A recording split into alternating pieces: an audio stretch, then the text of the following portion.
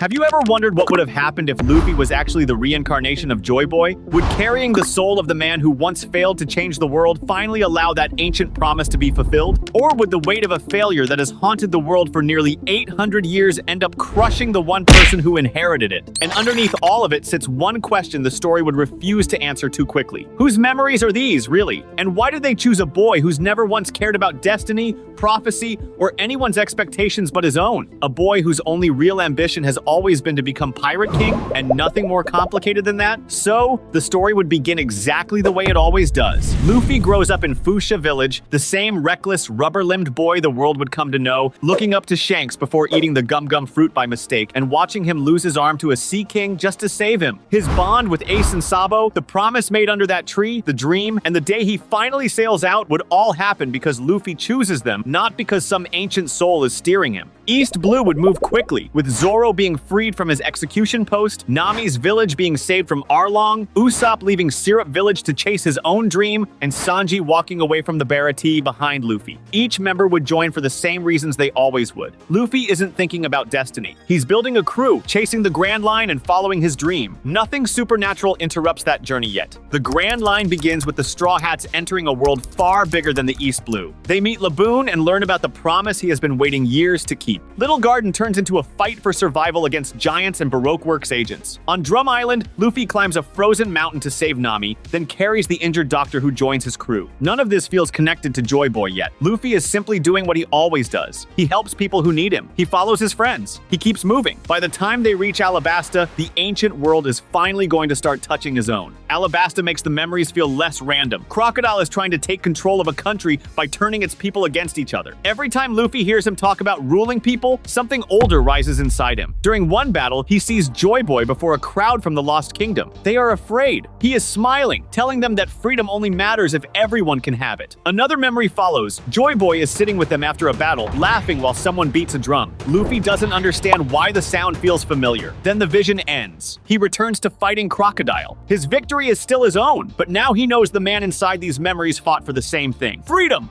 𝗕𝗲𝗄 makes that mystery stronger. Shandora is ancient, and its stories survived when kingdoms disappeared. As Luffy moves through the ruins, another memory breaks through. He sees an island from 800 years ago. Different races are gathered around a fire. They are laughing and dancing. Joy Boy stands among them. Then someone calls him Nika. Luffy freezes. He doesn't know whether Nika is a name, a god, or something older. He only sees what the name means to those people. A warrior of liberation. A symbol of freedom for people living in chains. Then Luffy hears a few beats of a drum. His chest reacts before his mind does. When the golden bell rings, its sound becomes that same rhythm for 1 second. He sees Joy Boy looking up as people cheer. Then Enel's attack breaks the vision. Luffy returns to the fight, but one question stays with him. Why does Nika feel like a name he has forgotten rather than a name he has just learned? At Enies lobby, the memories stop showing him places and start showing him a war. Robin is being taken by the world government. Luffy sees their flag and suddenly sees another fortress from centuries ago. A huge army surrounds the Great Kingdom. Joy Boy stands on the other side with people who have already lost everything. Someone tells him to run. He refuses. The memory ends. Luffy returns just before ordering Sogeking to burn the flag. He isn't only angry because Robin is his friend. Something inside him remembers what it felt like to watch a government decide who deserved freedom. When he tells Robin to live, the words are his, but the fury underneath them feels much older. Thriller Bark gives the story room to breathe.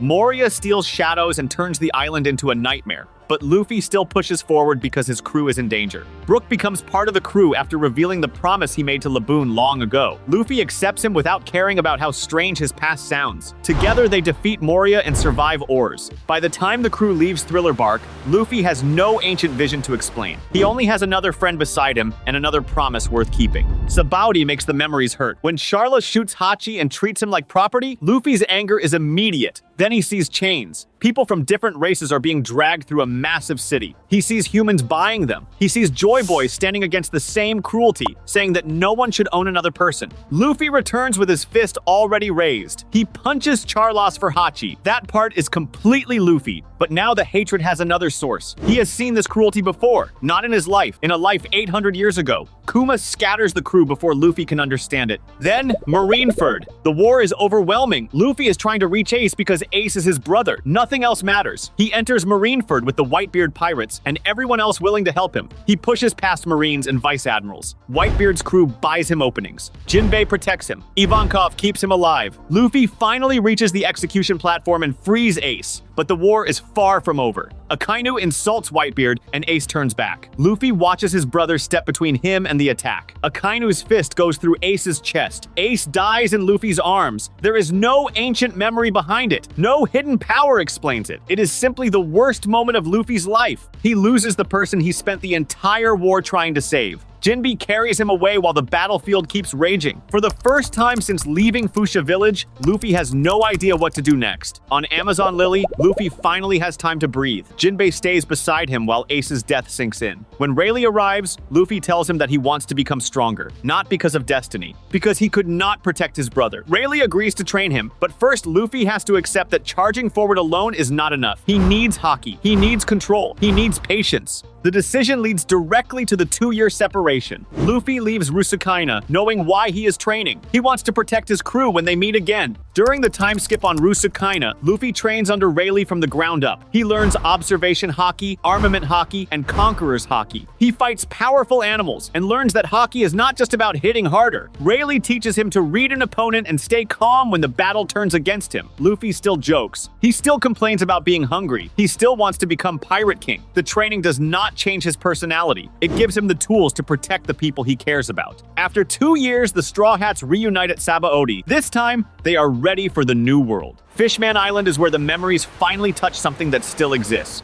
At the Sea Forest, Luffy places his hand on Joy Boy's poneglyph. The world disappears. He sees the ancient Fishman Island. The mermaid princess of that era stands beside Joy Boy and the Noah. Joy Boy promises that the people will reach the surface on the promised day. Then, the memory moves forward. The promise has failed. The Noah remains beneath the sea. The princess is crying. Joy Boy can only apologize. Luffy returns with his hand still on the stone. Robin explains the message. Then comes the truth about Poseidon. Robin connects the old mermaid princess to the ancient weapon, Poseidon. Shirahoshi has inherited the same power over the Sea Kings. Luffy watches her awaken it during the crisis with Noah, and another memory hits him. Joy Boy is standing on the ship while Sea Kings gather around. He isn't controlling them. He is waiting for the princess to call them. He tells her their strength will be needed on the promised day. Luffy realizes Joy Boy was never supposed to do everything alone. He needed Poseidon. He needed Noah. He needed Fishman Island. When the Sea Kings save Noah, Luffy remembers Joy Boy smiling at the princess. Then that smile disappears. He finally understands that the promise belonged to an entire world. At Zoo, the Straw Hats arrive in the middle of a crisis. The Mink tribe has been attacked because Jack is searching for Raizo. The city is damaged, but the Minks refuse to betray him. When the Straw Hats learn that Raizo is safe, the mystery around the Kozuki clan begins to take shape. The Minks and Samurai have been working together for years. The alliance against Kaido is becoming real.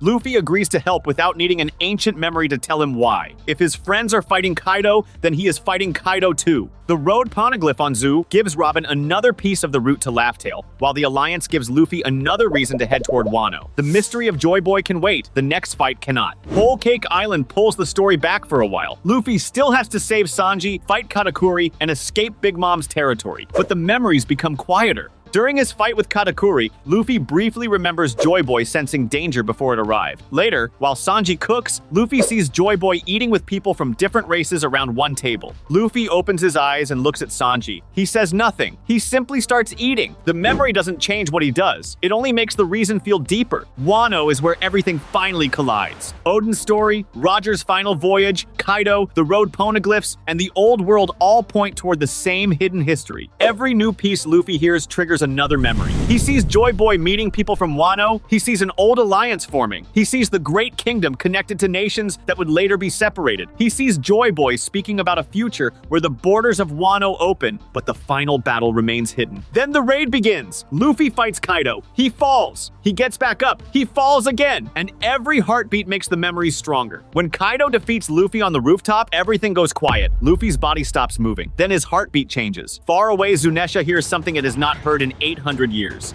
Drums, a rhythm buried beneath centuries of silence. The drums of liberation. The sound of freedom. 𝗤𝗎𝗄 understands before Luffy does. Joy Boy has returned. Luffy smiles without knowing why. Then the memories hit him. The Great Kingdom, the Mermaid Princess, Noah, Poseidon, 𝗤𝗎𝗄, the Warrior of Liberation, Nika, the laughter, the drums, the promise. And finally, the failure. Luffy doesn't see every detail. He feels the shape of the whole story. This is the life he has been remembering. The question from 𝗕𝗕𝗄 comes back. The drums were never just a sound. They were the rhythm people connected with liberation itself. Every time that rhythm returns, the old hope wakes with it. Luffy still doesn't know why it chose him. Gear 5th changes everything. Now Luffy understands why the name kept returning. It was never simply about becoming a god. It was about freedom, breaking chains, making people smile when the world has taken almost everything from them. Luffy fights Kaido with that same freedom. He laughs. He bends the battlefield. He fights in a way Kaido cannot predict. And for the first time, Joy Boy's memories stop feeling like separate pieces. They feel like one life running underneath Luffy's own. When Kaido finally falls, Luffy doesn't immediately celebrate.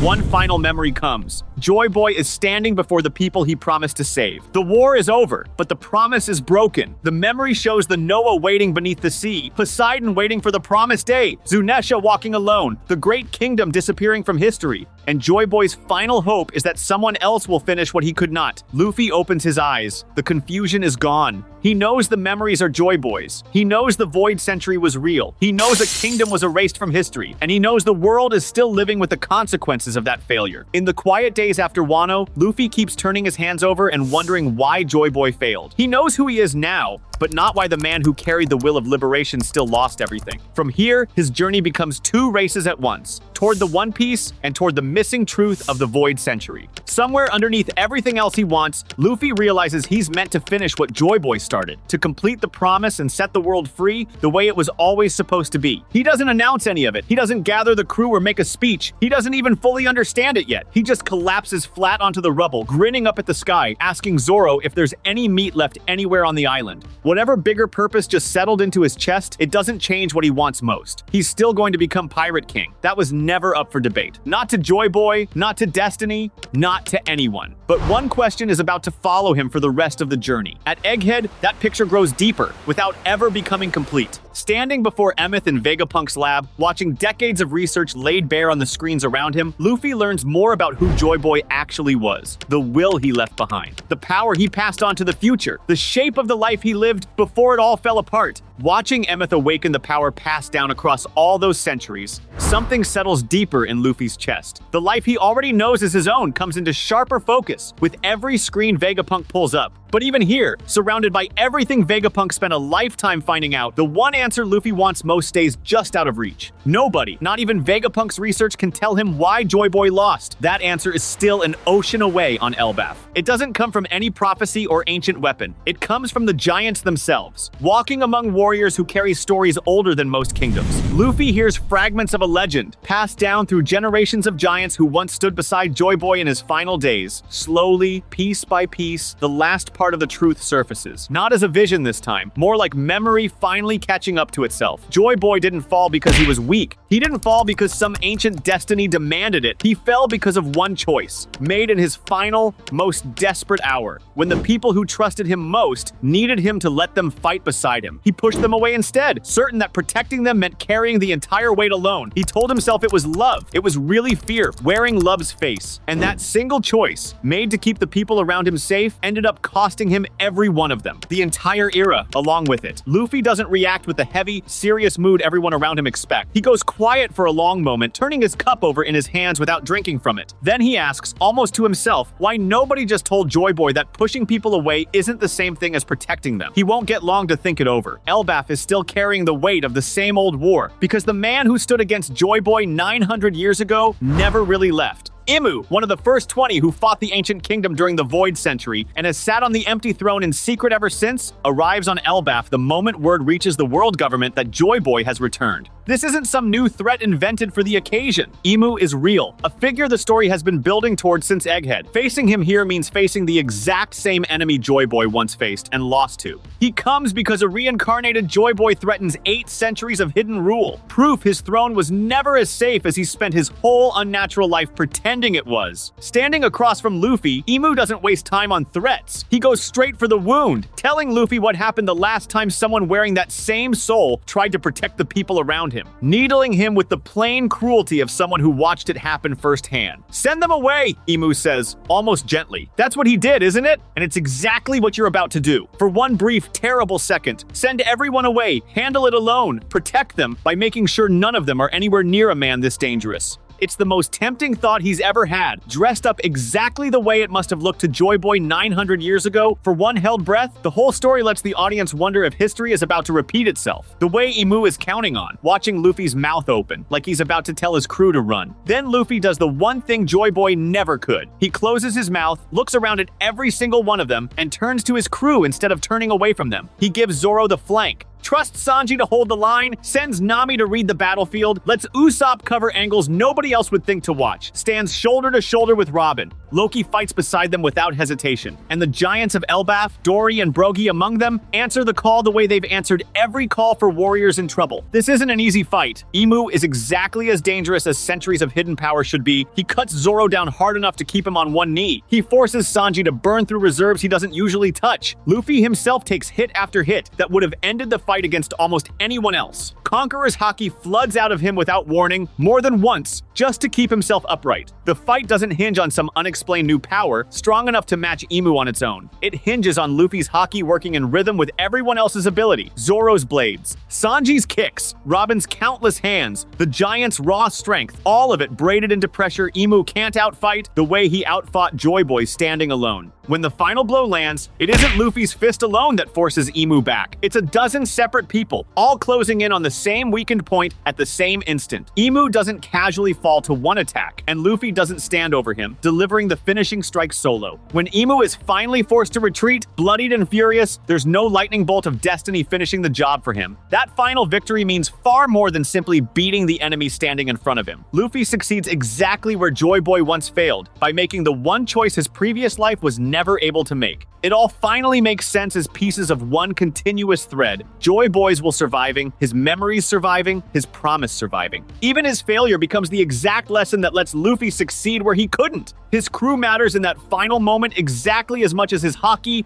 his scars, and every choice he ever made on his own. Nobody builds him a shrine or starts a new legend on the spot. Whatever they know about who he really is, they choose to see the boy standing in front of them instead of the name history gave to whoever came before him. And Luffy, rubbing the back of his head, already asking if there's food left, clearly prefers it that way. There's no grand speech afterward. No "I am Joy Boy" declared to the world. No ancient god descending from the clouds to claim a throne he already remembers losing once before. Sitting on the deck of the Sunny with his crew around him, under an ordinary evening sky, none of them treating him any differently now that they know exactly what he is and what he's carried this whole time. Luffy doesn't think about legacy or destiny at all. Chopper is still arguing with Usopp about something completely unrelated. Nami is still counting whatever treasure they picked up along the way. Zoro is already asleep against the mast. When Sanji, half-joking, finally asks the question everyone's been avoiding, whether he still thinks of himself as some ancient king now that he knows the truth, Luffy doesn't hesitate for a second. "I'm Monkey D. Luffy," he says, already reaching for more food, and I'm still gonna become the Pirate King. Nothing more complicated than that. Nothing grander than the exact same answer he's been giving since Fuchsia Village. Luffy won because he carries Joy Boy's reincarnated soul inside him. But he succeeded in the one place Joy Boy never could, precisely because he refused to become Joy Boy all over again. As the Sunny sails on toward the horizon, the crew settling back into their usual noise, Nami shouting about the next log pose reading, Luffy reaches up and touches the straw hat on his head. He holds it there for just a second longer than usual, before letting it go with a grin. The same grin he's had since the day Shanks first put it on him. Joy Boy's will survived. His memories survived. But Luffy didn't repeat him. He beat the one failure that ended an entire era, and chose an ending that belonged to nobody but himself.